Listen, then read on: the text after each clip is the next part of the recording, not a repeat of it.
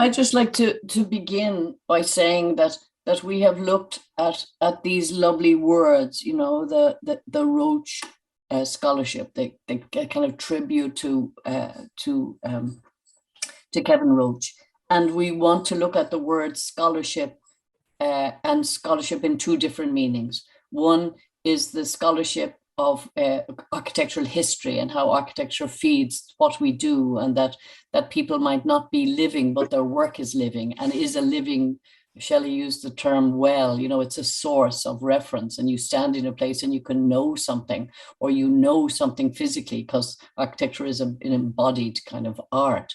But also the scholarship, not only is it about research and about other work, but the generosity of the scholarship to new scholars of other generations that will come forward, that it gives them the liberty to focus, and it's an incredible gift. So it's a kind of a legacy, or it means that Kevin Roche is alive in the kind of support that is going to other people in the future. So it's a wonderful double meaning of scholarship. So we're delighted to be talking about him, because he is alive in his building, in his work, in the ideas. We were trying to find, to state as clearly as possible, shared values. And I think he really liked people. He liked people and wanted architecture to be likable, legible. And when he talked about communication, that architecture and that architects should try and make communicate, and to make complex things as easily understood by a wide general public, not just the kind of rarefied world of architects. We really admired those kind of things, really. And when you hear and listen back to his interviews and his lectures, and that's always embedded very deeply in the work. I think in particular about how Kevin approached the project in Oakland that became the Oakland Museum, where the critic Alan Temko said that Roche did not announce to Oakland what he could do.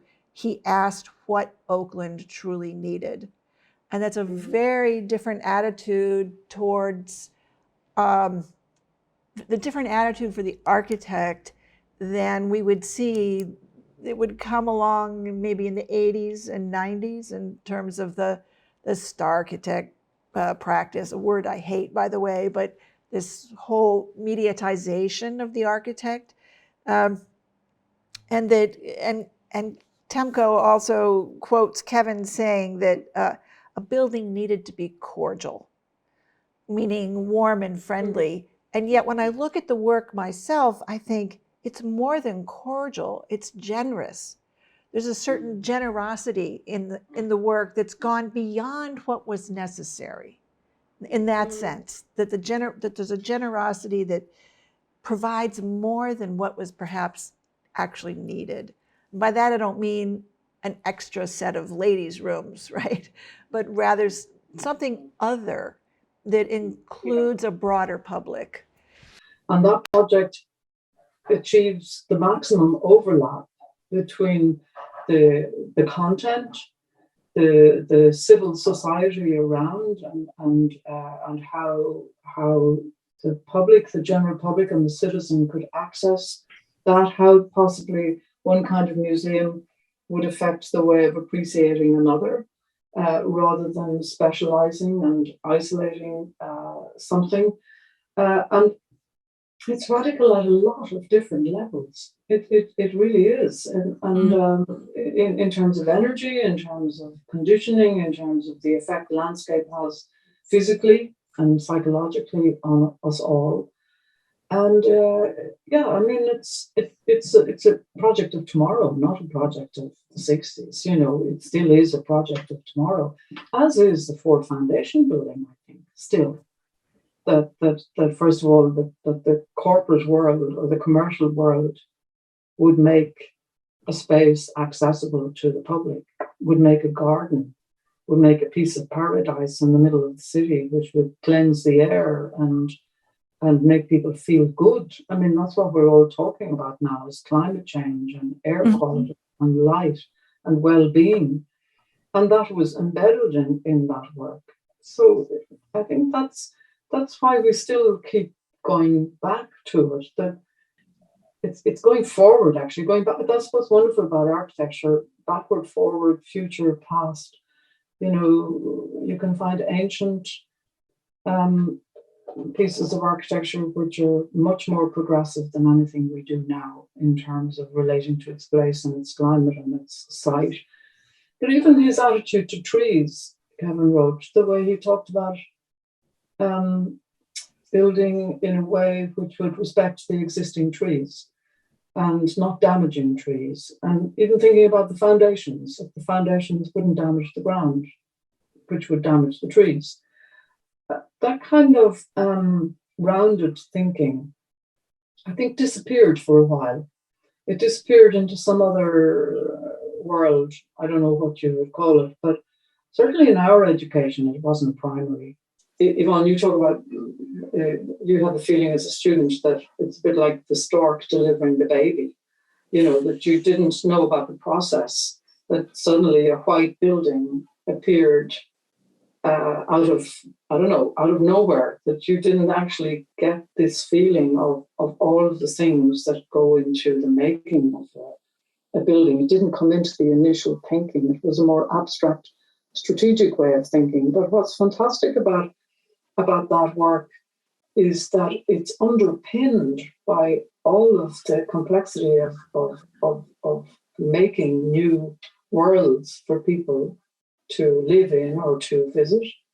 And at the same time, it makes constructs which make sense of this world. That's difficult. That's an amazing achievement. I think that one of the aspects that we should really laud is when you integrate landscape, not as a kind of an add-on, but as an integral part of architecture, that the beauty of the seasonal quality of nature is so sustainable in lots of levels, not just, you know, for the kind of biodiversity, all these words that are kind of bywords now, but, you know, you could say that Kevin Roach was, you know, a friend of the earth. Today is Earth Day, you know, the 22nd of April. And it's just, it's not maybe a coincidence, you know, that the architecture isn't about the bulldozer and damage and, you know, completely pristine. It's about integrating ordinary into special. And I think that we weave landscape into projects because it's something, given the right circumstances, it guarantees a symbiotic relationship between built form and the pleasure of seasons and just the presence of petals and time. And he must have had some sort of kind of psychic sense that, or a total knowledge, the pleasure of the forest or the pleasure of the walk on a field or the pleasure of an urban square, and kind of wove that in then to the way he thought, that it wasn't just the building, it was the building plus spatial, societal, but landscape. No, it's interesting. Yeah, so that's my question of the family. Did he read the Lorax, and did he was he a Dr. Seuss fan? I wanted to ask, since you're talking about this integration of landscape with building, many of your projects are urban. The ones that immediately come to my mind are urban. How do you integrate landscape with your own work? I suppose in we were particularly adamant about doing that in our Bocconi project in Milan, because I suppose it was one of the first projects that gave us the scope to do that, and built gardens and suspended courtyards into the project. There's a kind of sadness that very often this is not supported by maintenance or structural engineers to do with the weight of the earth. I think people are becoming much better at that now, at embracing landscape. In our recent projects, it's really is welcomed and looked after, and especially because of COVID, people really understand that students being able to move into a garden to study is so important, or no matter how tiny a courtyard is, and with a tree, that it's so important to have that sense of connection. So there's that thing of fresh air and landscape and being connected with the sky. It is something that we've really tried to achieve. Our first slide was really describing parts of Dublin, and because we're aware that we share the same country with Kevin Roche, and this is an image of two of the main spaces in Dublin, St. Stephen's Green and Merrion Square, which is an 18th century Georgian square.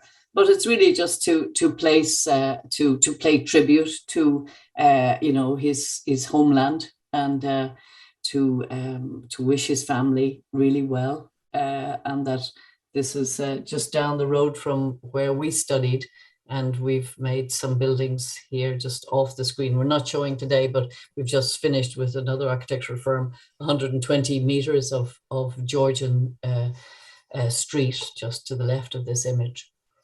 I think we could also say that we've learned so much from this 18th century city because it's man-made. Everything is man-made. The levels of the squares, the infrastructure, the roads are raised up in order to respect the hierarchy of the houses, with the nobility on the upper floors and the servants on the lower floors. So it is taught, and gardens filtered from public space right through the wonderful red brick streets into the back alleys and the back gardens. So it is the thing of landscape and garden and that kind of world are really integrated into the structure of the city, the infrastructure of the city, which is a continuous source of inspiration for us as well. It's interesting. It's also about terms like stitching and weaving and kind of acupuncture. That architecture is also about continuing the built form and modifying the built form. And as we move forward in the future about sustainability, that you could say that there's a huge amount of building that's already possible to inhabit and transform and change. That transformation and keeping resources that we already have will be a challenge to the future as well. That it isn't always about new, but modification and transformation of existing. That's a beautiful photograph. It makes me, when I look at it, I almost start thinking immediately of the Oakland Museum as this sort of 4-block green space. Shell talks about the term about infrastructure and structure, and one of the things is it was a building, I think it was the Bourse in Montreal, and it's Moretti and Nervi were building up there, and he was going back to scholarship. He was the scholarly eye, he was looking at this building and looking at the spans and the thing of absorbing and being influenced by other architects.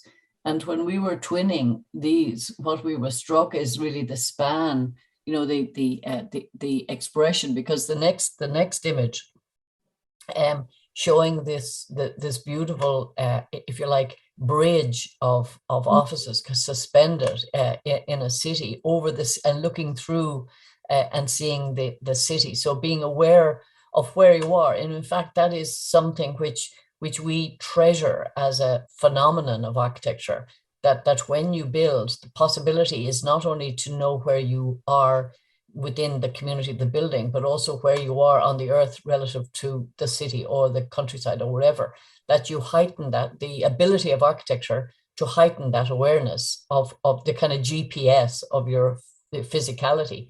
Where are you? And that architecture celebrates that relationship of you're anchored, that the building protects you. We often use the term, that architecture is built skin, and that it holds you. I think with the last image, Yvonne, just for a second, what's also interesting about this project is that it's both heroic and intimate at the same time. Yes. And we find that really fascinating, that you can make something which has a kind of heroic pride and presence, and at the same time,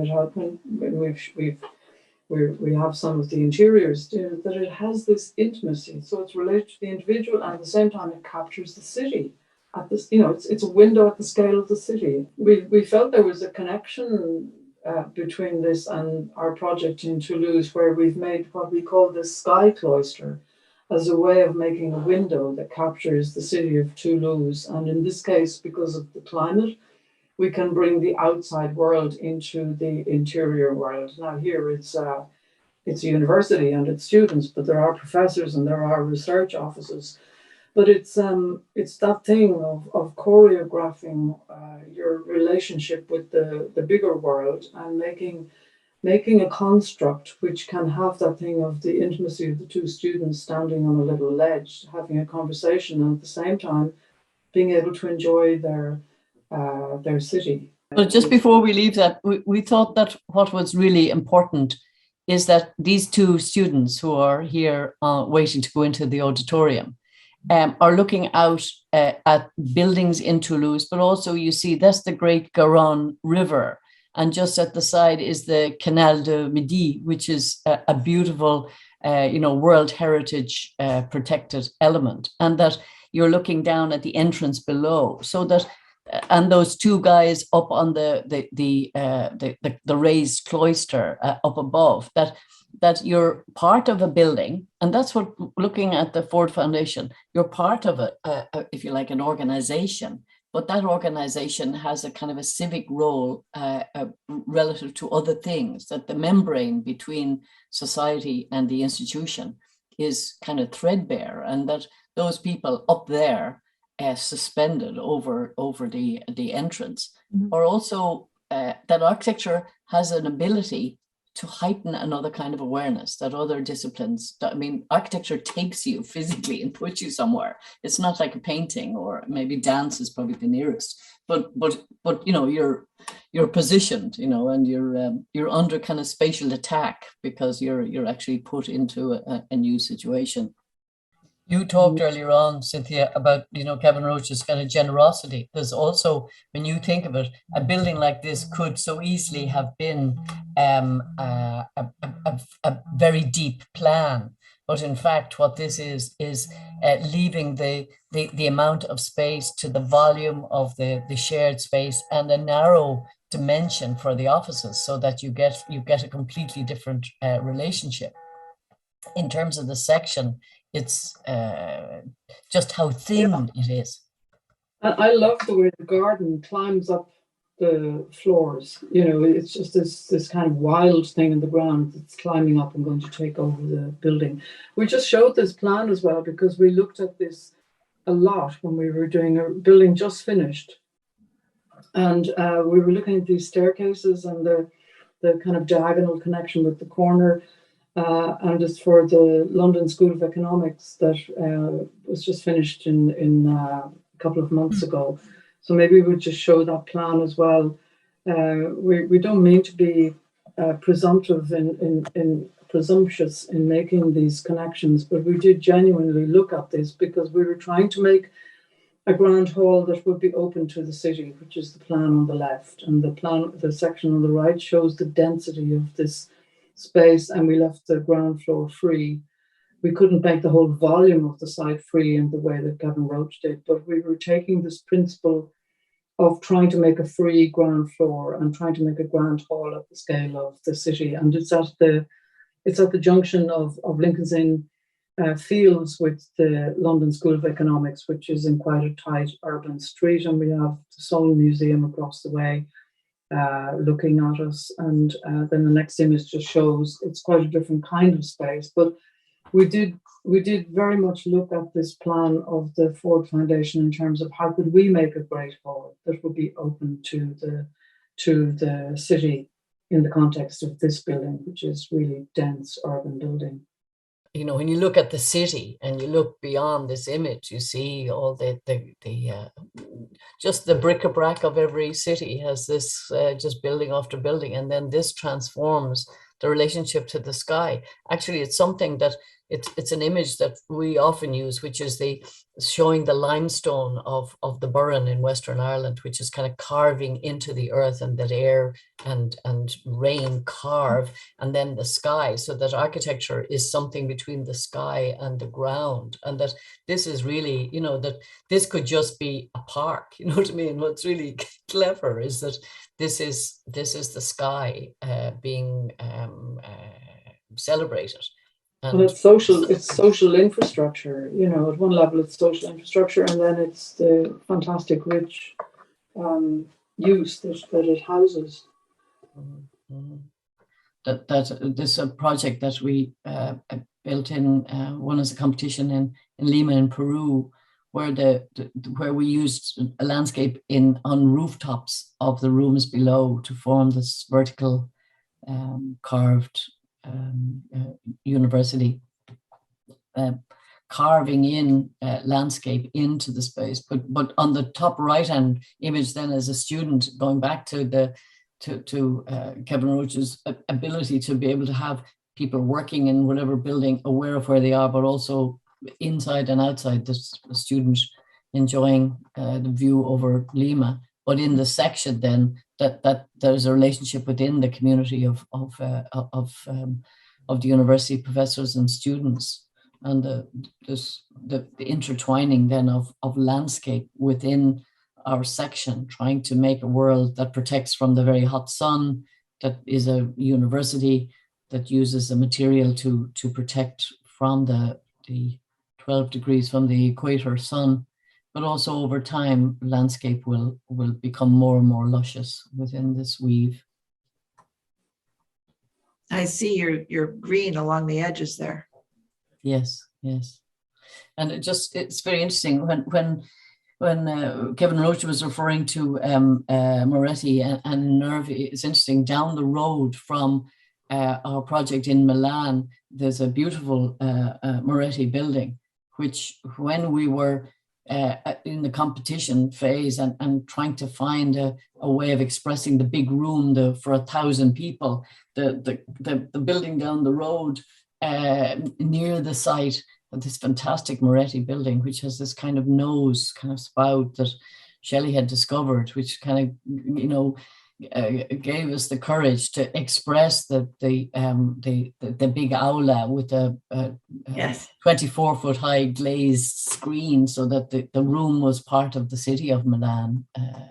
So there's just overlaps of Moretti and the structure also. This is 25 by 3.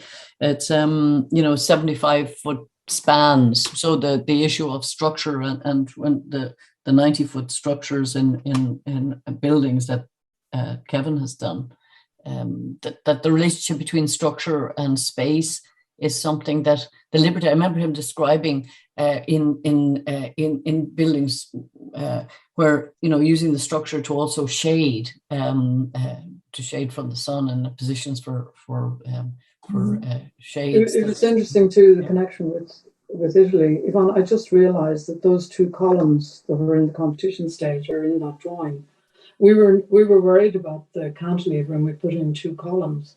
And our engineer said, the first thing when we won, the engineer said, those 2 columns have to go. And it's the first time an engineer ever took structure out of a project that we were doing. And he said, you know, if I left those columns there, everybody in Milan would say I was a really bad engineer. And somehow that, you know, we knew we'd arrived in Italy when that kind of happened. I didn't realize they were still in that plan. Yeah, because I think before we put in the competition, we didn't have them in because we didn't want them. And then we hadn't got the courage to have this, you know, 66-foot cantilever. And then we put them in. And then they were taken out, which is wonderful. Good. So this is this image of the space below, which we love, and it was better in reality than what we thought. This cantilevered projection and this feeling of you know, the weight above you, and you're standing down below in a marbled hall, 5 meters, 15 foot below ground, and being part of the city and being part of the university. And I suppose the point is that architecture is a feeling as well as an organization. And it's for us, where those people are standing, is better than we imagined, and has a kind And of this is the project that Robert Stern said was kind of 60s. So, but yeah. Maybe that's where his head was in the 60s. It changed. yes, Okay. yes. Yeah. Well, I mean, making walls and windows is one of the hardest things as an architect, to make good windows and good walls. And we looked at these projects a lot because stone is treated with respect, and because you feel the weight of the stone in the way that the window is made, in the way that the opening is made in the wall. So it feels so simple, but feels so heavy. And it's much like, say, what Louis Kahn does with brick, or you know. But here, what we loved is that this was happening in the way that the stone was used. And also, I suppose, the story of this project, it's in, I think, on the next images, about no, it's not, sorry, the relationship with the trees and keeping trees. And that's something that we've always found really important, some very early projects. Our first project in Trinity College, actually, was built around 2 trees, which we felt were really important to maintain. And then they hold the depth of the stone. And that's very prevalent in a lot of Kevin Roche's work. Folding walls, ways of making openings of walls, maintaining the sense of weight and the sense of materiality. And really, just to make that point, that it's, we've from a very, very early stage, we've looked at the way that he has made windows and walls. And here, I mean, this building is overlooking a Huguenot cemetery, and that last image that we showed of the window in the wall, we thought about it like a privacy screen, that, you know, you can stand in the windows where the glass is flush, or there's a balcony where the glass is recessed, and it's 50% solid, 50% glazed, and it overlooks this garden. So it's also paying respect to the garden, so that it doesn't feel too brash in the way that it overlooks what is a beautiful kind of sacred space in Dublin. And it's covered in bluebells once a year, and everybody loves in the bluebell. It's beside a bus stop. You know, it's just a lovely spot that's just protected in the city. And then I suppose how we turn corners, how we this building is at the point where the street meets St. Stephen's Green. St. Stephen's Green is to the high point of the building. So and in Dublin, the ordinary buildings are brick and the public buildings are in stone, usually. And actually, the other thing that comes across in Kevin Roche's work is he's not afraid of blank walls. He's not afraid of making walls which have no windows or very few windows. And we really like that here we treat this like a gable, like an end wall, which turns the corner where it's much more perfect. Yeah, we really love this, the light and shade and the beautiful elements that make up this project. Sometimes just a cloister or a bridge, an inhabited bridge, the upper level of this bridge being inhabited, the V-shaped columns, the folding walls. It's just such a beautiful project. We've never managed actually to make something this beautiful in terms of a folded wall. We've tried and tried, and actually we looked at this for the Department of Finance building, and this also reminded us of the Eileen Gray screens, which we were also looking at, those pivoting screens where the walls feel like they can pivot in this facade, which is very different to the Carpenter building. You know, everybody thinks, well, okay, this is like the Le Corbusier's Carpenter building, and it is. But this is different. It does feel like there are pivoting elements, that it is a kind of screen. And just the beauty of the way that the materials are used and the play of light and shade. Yeah. This is one I've actually been in. Yeah. Yeah. But the shadow, what's interesting is that in terms of light, Shell had a poet friend who kind of said, you know, isn't your material light, you know, as a profession? And then when you look at these, and when we you know, in tribute to Kevin Roche, you know, that it's surface and light and shadow, and just to make life more pleasurable, that you move, it kind of picks you up like an open hand and shades you from the sun. So, I mean, what's been fantastic for us is to focus on, because I suppose as architects, it's a kind of people are working within their own field, but they're influenced by other people, and it's like the tides of ideas come to your shores, and then there's the kind of courage of other people and the achievements of other people that also is a form of courage giving, and that the scholarship that's being awarded is to give courage and encouragement to other people. And there's a beautiful phrase in Irish, in Gaelic, Mull an oiga agus chucki siad, which means praise the young and they will succeed. And what's wonderful about education is that it's a form of encouragement. When people achieve the ability to stand in a place and maybe improve, that the scholarship allows that to happen. So it's just a wonderful gift for the future. And I'm sure the spirit of Kevin is embodied in this token of belief in the future. Yvonne, that is a perfect closure.